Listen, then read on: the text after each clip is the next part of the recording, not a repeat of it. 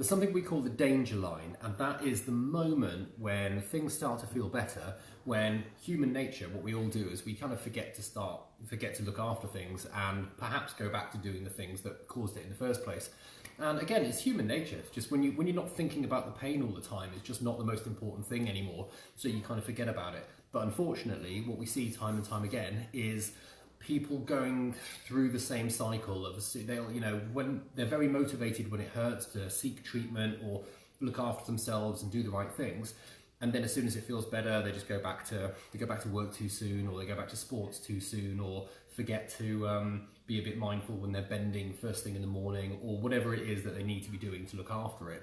And round and round we go. So there's a couple of reasons for this. First of all, an analogy. So if you haven't had this experience, if you have, you know what I'm talking about. But an analogy is, if you've ever had a twisted ankle and it seems to, a couple of weeks go by and you think it's okay, but then you have to run for a bus or something like that, or you burst into a bit of a jog and then you go, oh, no, I can still feel it. It's not quite there yet.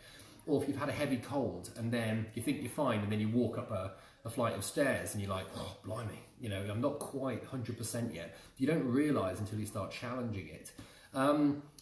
Part of it is just the inflammation going down. So when you start to feel better, probably what's happened is the immediate inflammation in the tissues has just settled down a bit. And that could just be with time or rest or using ice that helps as well.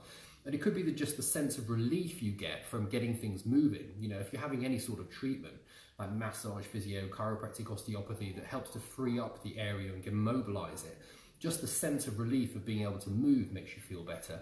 But don't be misled into thinking that means everything's perfect, because it just means it's starting to improve.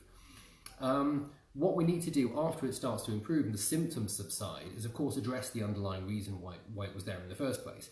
Now, this could be something that you're doing day to day. It could be the way you sit at work, or hobbies or something like that. Or it just could be an underlying muscle weakness, like a weakness in, for example, the glutes, which are the big strong muscles at the back of the hip, which are a really common cause of back pain, is weakness on one side. And that's the kind of thing we test for in the clinic and try to address and try to fix with adjustments. And if that doesn't work, with exercise. So it could be the underlying weakness that needs correcting, and it could just be that the tissues need time to heal, because different tissues in the body take different times to heal. So for example, a very mild muscle strain will take anything from a week to perhaps 6 weeks if it's a bit more severe to fully heal. Whereas a ligament sprain, a ligament sprain can take up to 12 months to heal if it's quite severe. Broken bones, about 6 to 8 weeks. So again, it depends on the tissues that have been aggravated and if there's been actually any physical damage. So if you've hurt your back, it could be the muscles around there that have been strained a bit. So that could take anything, again, from 1 to 6 weeks. Could be the ligaments between the joints, or perhaps the cartilage within the joint, or even the disc material there, like the outer layer of the disc. Now that takes quite a while to fully heal.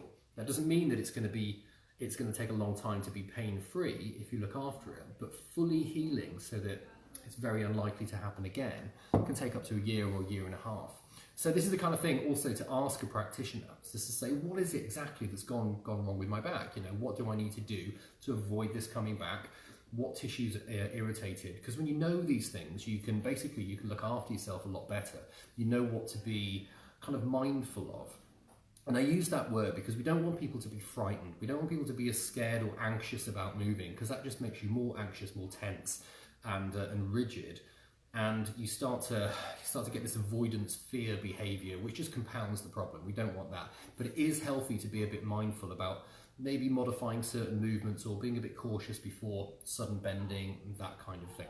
So the moral of the story is, it's great when it starts to feel better, but don't be misled into thinking that means everything's fine. You still got to look after things until they fully heal. And that's a good question to ask a practitioner, is how long do I have to keep doing these things? How long shall I expect until it's fully better, and what do I need to do in order to get there? Hope that's helpful. If you've got any questions, stick them in the comments, and I'll see you soon. Take care.